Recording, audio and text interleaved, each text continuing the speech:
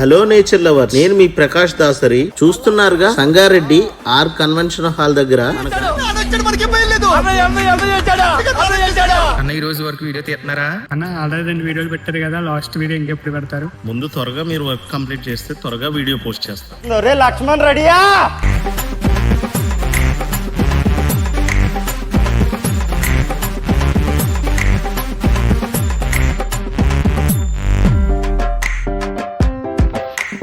అసలుడే గాని మహానుభావుడు.